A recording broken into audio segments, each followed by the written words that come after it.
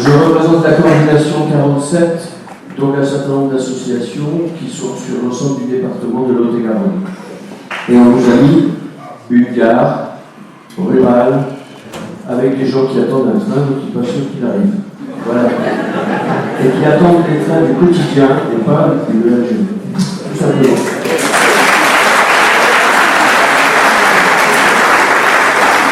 Donc on a 3 points de vigilance: l'environnement, la mobilité et le développement économique.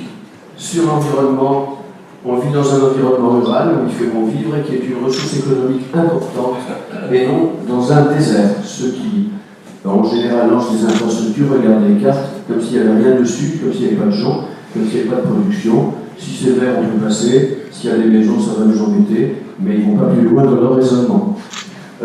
Ensuite, la mobilité. Nous souhaitons une mobilité de ville à ville sur moins de 100 km, et nous subissons un déficit des transports en commun qui nous oblige à utiliser de plus en plus la voiture. On passe notre temps sur les routes et le pétrole augmente. Et on ferme les barres.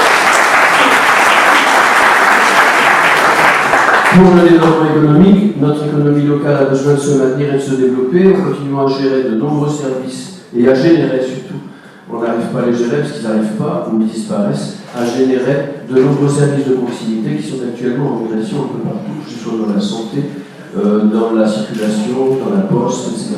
Voilà.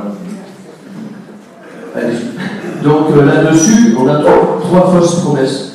La première, c'est que ce projet de la SGV serait une alternative à l'avion et qui permettrait de protéger l'environnement. On n'est pas très nombreux à prendre l'avion en Lot-et-Garonne.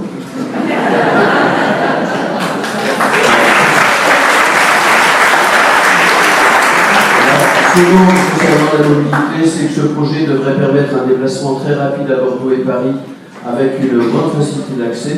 On n'est pas les plus nombreux non plus à aller à Paris. Et pour le développement économique, ce projet favoriserait le développement économique autour des gares à grande vitesse, on appelle les gares à pétrole, les gares à betterave ou à maïs n'ont pas généré de développement économique, sauf dans des villes grosses où il y en avait déjà un. Voilà, donc on peut passer aux 3 raisons de combattre le projet. Le premier pour l'environnement, c'est qu'il détruit quand même 4800 hectares de forêt, de zones agricoles et de viticoles, et que les gens pensent que les forêts sont simplement des zones où il y a des arbres comme ça, comme par hasard. En plus, dans les Landes, ce sont des plantations, c'est de la sylviculture, c'est de la production qui est absolument nécessaire, surtout au moment où on doit produire du papier pour concurrencer le plastique.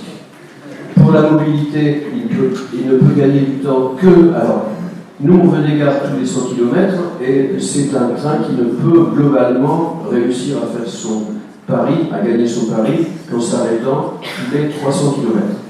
Donc, il saute à peu près le département du Lot-et-Garonne. Donc, il ne peut pas s'arrêter dans le département, c'est pas très sérieux. Il s'éloigne des centres-villes en créant des gares excentrées qui augmentent le temps d'accès pour les usagers. En gros, le train va plus vite, mais les usagers vont moins vite. Je suis surprenant comme ça. C'est pas compris.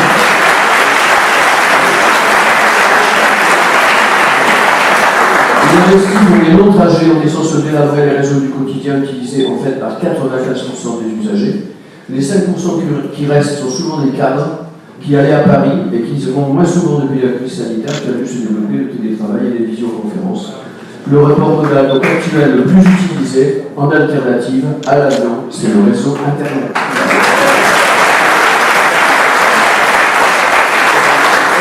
Pour le développement économique, il coûte une fortune, au minimum 14 milliards, pour gagner seulement 26 minutes pour 5% des usagers. Merci.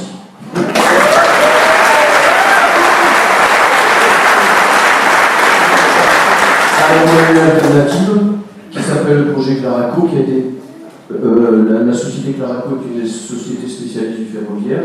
Les élus l'association des élus a financé entièrement cette enquête.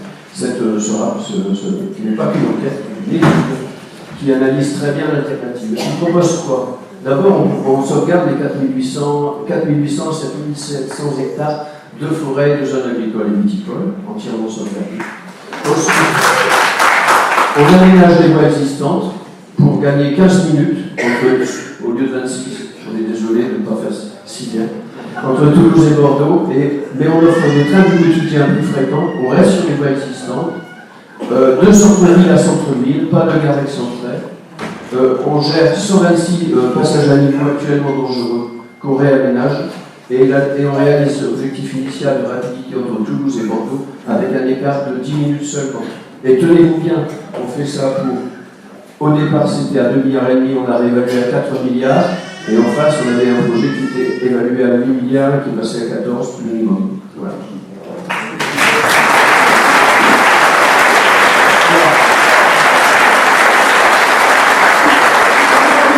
J'ai fini mon temps, donc il reste une diapo, non.